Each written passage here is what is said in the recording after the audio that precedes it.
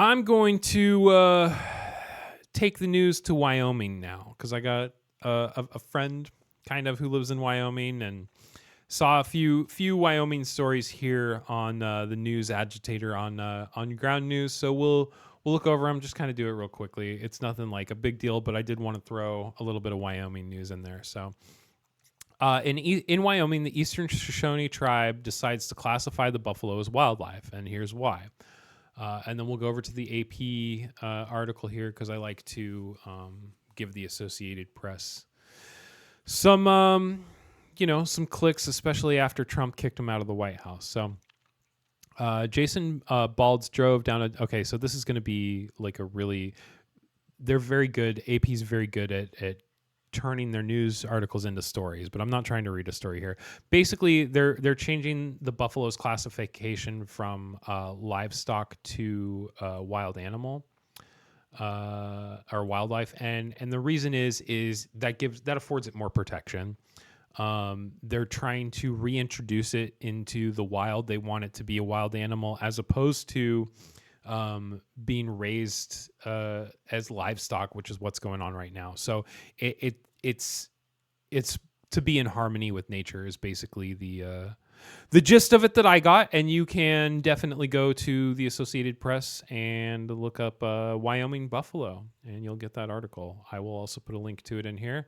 And then the other story from Wyoming today is a judge ordered Wyoming's only abortion clinic to be allowed to continue performing abortions. So that's a win, because that means the women who are going to pursue an abortion regardless in Wyoming don't have to drive to Denver now, they're not going to drive to Montana. I don't really know where else they would go. So Idaho, Montana, not really the greatest places as far as that goes. So news agitator here. Look, we got mostly left and center. I couldn't even imagine why that would be. You do have a little bit of right reporting on it, and I would imagine that's because anybody that's in Wyoming, see like the Billings Gazette, they've got them listed as a center leaning, but most of the time, Wyoming's a pretty red place, and so you've got like the Cowboy Daily or whatever it is in Casper that's a very right leaning place. But we'll go back over to the Associated Press. Abortions are resuming at a Wyoming clinic after a judge suspends the law. Wyoming's only abortion clinic is resuming abortions after a judge on Monday suspended 2 state laws. One suspended law would require the clinics providing surgical abortions to be licensed as outpatient surgical centers. The other would require women to get an ultrasound before a medical abortion. Wyoming Health Access in Casper has stopped providing abortions on February 28th, the day after Republican Governor Mark Gordon signed the licensing requirement into effect. So, the state's only abortion clinic is in Casper. That's what's up, dude.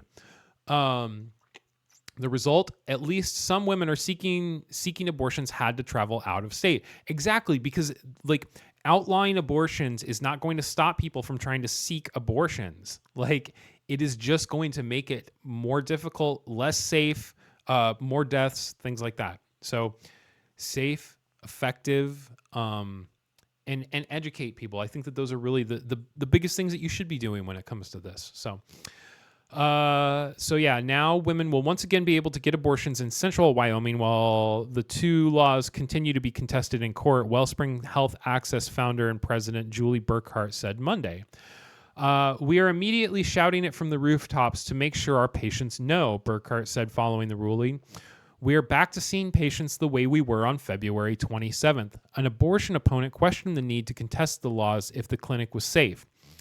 The abortion business here in Casper could prove that they are providing safe services by complying with the laws. Would that not make their point? Ross Schriftman, president of Natrona County Right to Life, said in an email statement. Well, let's think about that right now.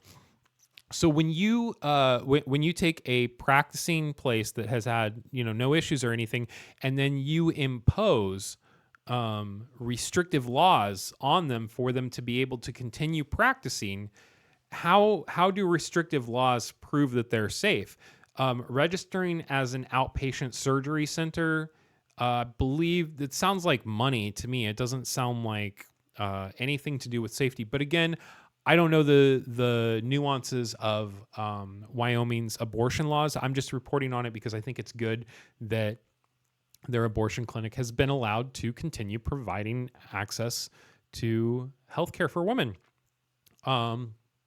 So, abortion has remained legal in Wyoming despite bans passed since 2022. The bans include the nation's first explicit ban on abortion pills. Ooh, don't like that. Now I have to scroll back down. Fun.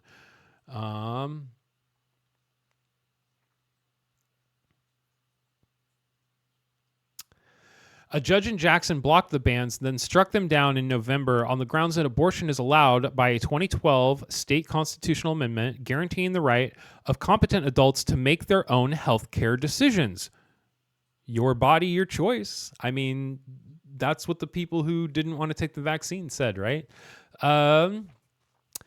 The Wyoming Supreme Court heard arguments in the cases Wednesday and is unlikely to rule for at least several weeks. Meanwhile, the same people challenging the bans, Wellspring Health Access, the abortion advocacy group Chelsea's Fund, and 4 women, including 2 obstetricians, I can't say that right, have sued to block Wyoming's most recent 2 abortion laws.